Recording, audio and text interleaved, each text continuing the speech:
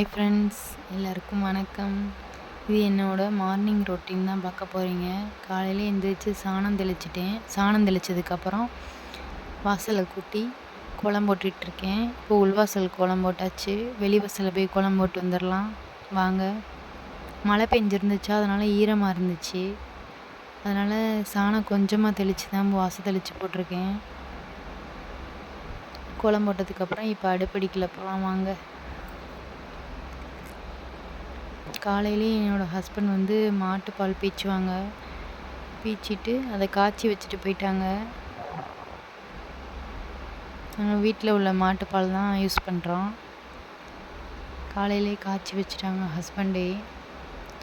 நாள் வச்ச சாதம் கொஞ்சம் இருக்குது, சாம்பார் கொஞ்சம் இருக்குது, விளக்குறதுக்கு பாத்திரம் இருக்குது.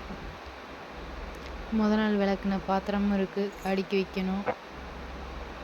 சாதமும் வச்சு விட்டுட்டாங்க விறகடுப்புலேயே. குழம்பு தான் நம்ம செய்ய போகிறோம். குழம்பு செய்கிறதுக்கு புளிக்குழம்பு தான் செய்ய போகிறோம். நம்ம குழம்பு செய்ய வெங்காயம் தக்காளியெல்லாம் உரிச்சிட்ருக்கேன். எல்லோரும் எப்படி புளிக்குழம்பு வைப்போமோ அதே மாதிரி தான் நானும் வைப்பேன்.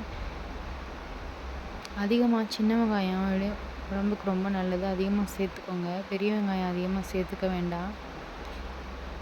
முடிஞ்ச அளவு பெரிய வெங்காயம் சேர்த்துக்கிறத தவிர்க்கிறது ரொம்ப நல்லது.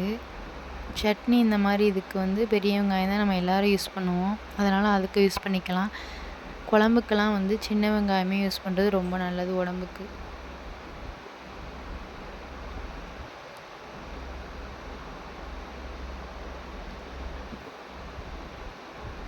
உருளைக்கிழங்கு, கத்திரிக்காய், எங்கள் வீட்டில் காய்ச்ச முருங்கைக்காய் இருந்துச்சு, அதெல்லாம் சேர்த்து நான் இன்றைக்கி புளிக்குழம்பு செய்ய போகிறேன். கத்திரிக்காயும் முருங்கைக்காயும் நான் அருகாமனையிலே வெட்டிட்டேன். அதை வெட்டி வச்சுட்டேன். அப்புறம் தம்பி அழுதான்னு சொல்லிட்டு பார்க்க போயிட்டேன்னா, அதுக்கப்புறம் உருளைக்கிழங்கு நறுக்கலை. அதனால் உருளைக்கிழங்கை வந்து கத்தியில் இழைச்சிட்ருக்கேன்.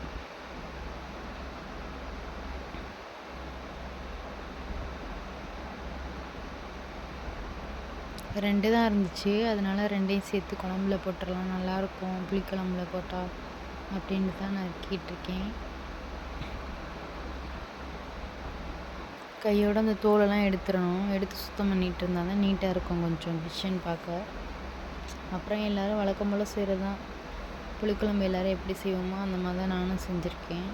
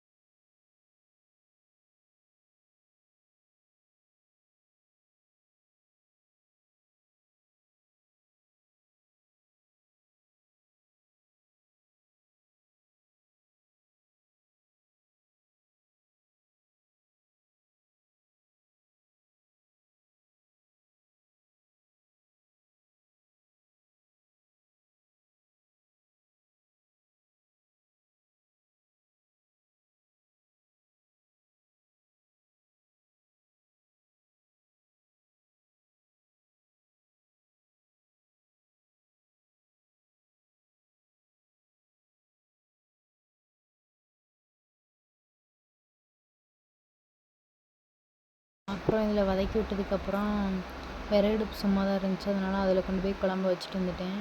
அப்புறம் முட்டை ஆம்லேட் போட்டுக்கலாம் அப்படின்னு சொல்லிட்டு முட்டை ஆம்லேட் போட ரெடி பண்ணிக்கிட்டு இருக்கேன்.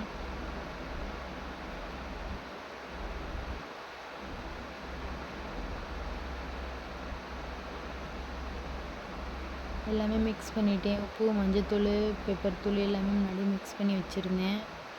முட்டையை மட்டும் உடச்சி ஊற்றியாச்சு. இப்போ தோசைக்கல்லில் போட்டு எடுத்துக்கலாம்.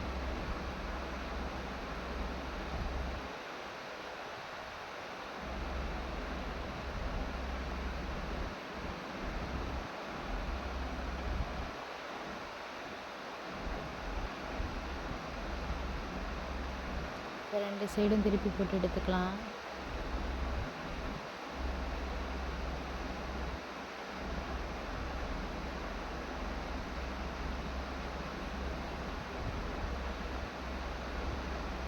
இன்னொன்று சுட்டுக்கலாம். இன்னொன்று ஊற்றிட்டேன். ஹஸ்பண்டுக்கு இப்போ வந்து சாப்பாடு கட்டிடலாம். 2 டிஃபனில் சாப்பாடு வைப்பேன். அது ஒன்று தான் சாப்பிடுவாங்க எப்பயுமே. இருந்தாலும் எக்ஸ்ட்ரா வைக்கிறது ரொம்ப நல்லதில்லை. ஒரு நாள் பத்தாமல் போயிடுச்சுன்னா என்ன பண்ணுறது? புளிக்குழம்பு ரெடி ஆயிடுச்சு. அதனால் புளிக்குழம்பும் ஊற்றிக்கலாம்.